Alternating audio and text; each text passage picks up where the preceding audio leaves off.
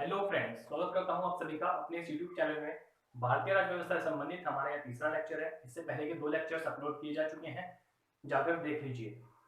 आज का हमारा जो लेक्चर है वो ब्रिटिश ईस्ट इंडिया कंपनी से संबंधित है। इसके बारे में हम आज बात करेंगे।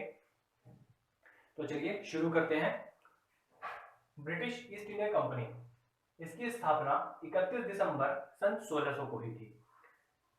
जॉन वॉट और जॉर्ज वाइट, ब्रिटेन के दो नागरिकों ने इस कंपनी की स्थापना करी और इसका हेडक्वार्टर लंदन में बनाया गया था।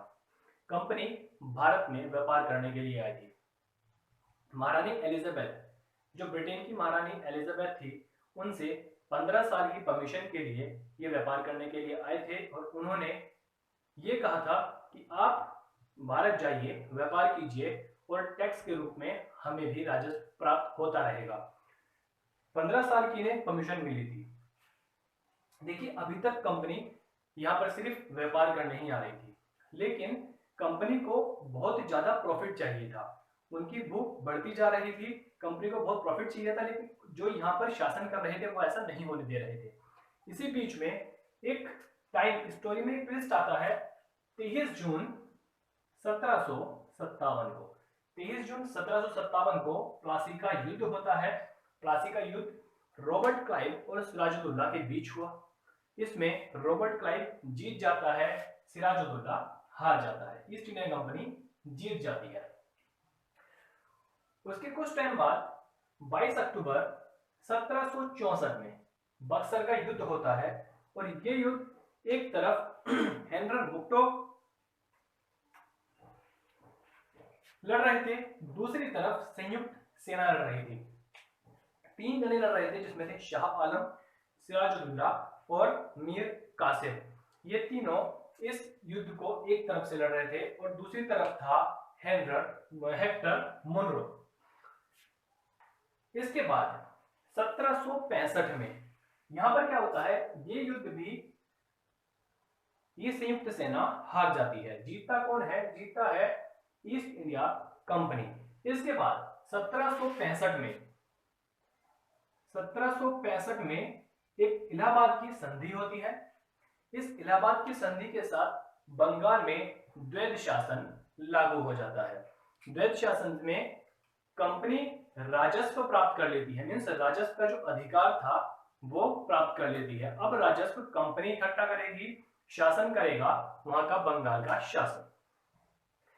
इसके बाद 1765 में इलाहाबाद की संधि के बाद क्या होता है, 1773 से रूल बनने शुरू हो जाते हैं। रूल बनने क्यों शुरू होते हैं? क्योंकि जब कंपनी शासन कर रही थी तो कंपनी की भूख लगातार बढ़ती जा रही थी, प्रॉफिट कमाने की, पैसा कमाने की। तो कंपनी के अंदर करप्शन बढ़ गया था। कंपनी पार्लियामेंट को, ब्रिटेन की पार्लियामेंट को, ब्रिटेन की संसद को बिना बताए यहां से प्रॉफिट लेकर जा रही थी ब्रिटेन।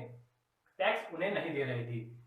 इसी क्रम में हर बार जो हेड होते थे वो आते थे और प्रॉफिट कमाकर चले जाते थे। अब ये सब चीजें देखकर ब्रिटेन की संसद को लगा कि यार ये हमें टैक्स नहीं चुका रहे हैं, क्यों ना हम इन पर कंट्रोल लगाना शुरू कर दें। तो कंट्रोल किस तरह से इन्होंने लगाया ब्रिटेन ने इन पर, अभी तक कंपनी ही शासन करेगी। जो ब्रिटेन का शासन था वो दो पार्ट में डिवाइड हो गया। एक पार्ट में कंपनी का शासन चला, दूसरे पार्ट में क्राउन का शासन चला। कंपनी का शासन 1773 से लेकर 1858 तक चलता है और 1857 में, जैसे कि आप जानते हैं, 1857 में सैनिक विद्रोह हो जाता है। सैनिक विद्रोह होने के बाद ब्रिटेन की पार्लियामेंट अपने हाथों में प्रत्यक्ष रूप से भारत के शासन की कमान संभाल लेती है। तो 1857 से पहले का जो टाइम था वो कंपनी के शासन में चला जाता है और 1857 के बाद का टाइम क्राउन का शासन कहलाता है। क्राउन का शासन इट मींस कि वहां पर शासन सीधे तौर पर ब्रिटेन की सरकार के हाथ में था। प्रत्यक्ष रूप से ब्रिटेन की सरकार वहां पर शासन करने लगती है। अब एक एक क्रम में हम जानेंगे कि कंपनी का शासन 1773 में रेगुलेटिंग एक्ट आया, उस एक्ट में क्या था, और इसके बाद जब जब जो रूल आए उन सभी के बारे में हम डिस्कशन करेंगे। फिलहाल के लिए इस वीडियो में इतना ही, फिर मिलेंगे आगे की वीडियो के साथ, तब तक के लिए बाय।